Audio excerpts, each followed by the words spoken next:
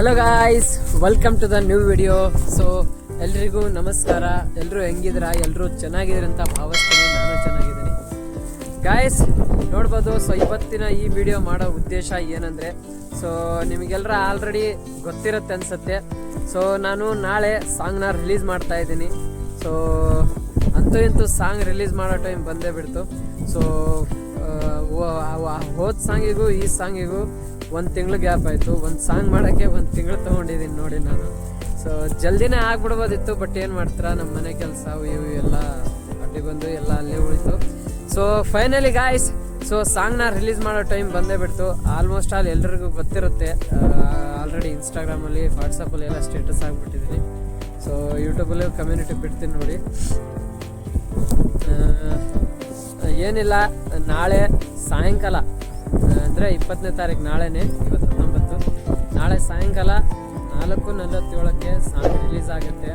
So ಎಲ್ಲರೂ ಹೋದ ಸಾಂಗಿಗೆ ಹೆಂಗೆ ಸಪೋರ್ಟ್ ಮಾಡಿದ್ರು ಹಂಗೆ ಸಪೋರ್ಟ್ ಮಾಡಿ.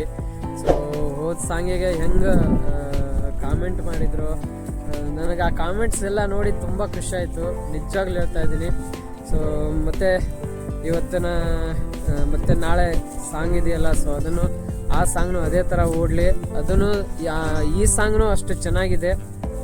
ಬಿಡ್ತಾ ಇರೋ ಸಾಂಗಲ್ಲಿ ಸ್ವಲ್ಪ ಅಲ್ಲಿ ಇಲ್ಲಿ ಏನಾದರೂ ಮಿಸ್ಟೇಕ್ ಇದ್ದರೆ, ಅಲ್ಲಿ ಇಲ್ಲಿ ಏನಾದರೂ ಚೆನ್ನಾಗಿ ಹಾಡಿಲ್ದಿದ್ರೆ, ಅಲ್ಲಿ ಇಲ್ಲಿ ಶೂಟಿಂಗಲ್ಲಿ ಏನಾದರೂ ಪ್ರಾಬ್ಲಮ್ ಇದ್ದರೆ ಅದನ್ನು ಹೊಟ್ಟೆಗೆ ಹಾಕ್ಕೊಂಬಿಟ್ಟು ಕ್ಷಮಿಸ್ಬಿಡಿ. ಸೊ ಯಾಕಂದರೆ ನಾವು ಅಷ್ಟೊಂದು ಪ್ರಾಪರ್ ಆರ್ಟಿಸ್ಟ್ ಅಲ್ಲ ಮಾಡೋಕ್ಕೆ. ಸೊ ಇವಾಗ ಸ್ಟಾರ್ಟ್ ಮಾಡ್ತಾ ಇದ್ದೀನಿ, ಕಲಿತಾ ಇದ್ದೀನಿ, ಮೆಲ್ಲಕ್ಕೆ ಹಂಗೆ ಮಾಡ್ಕೊಂಡು ಹೋಗೋಣ. ಏನಾದರೂ ತಪ್ಪಿದ್ರೆ ಕ್ಷಮಿಸಿ, ಮತ್ತು ಅಷ್ಟೇ.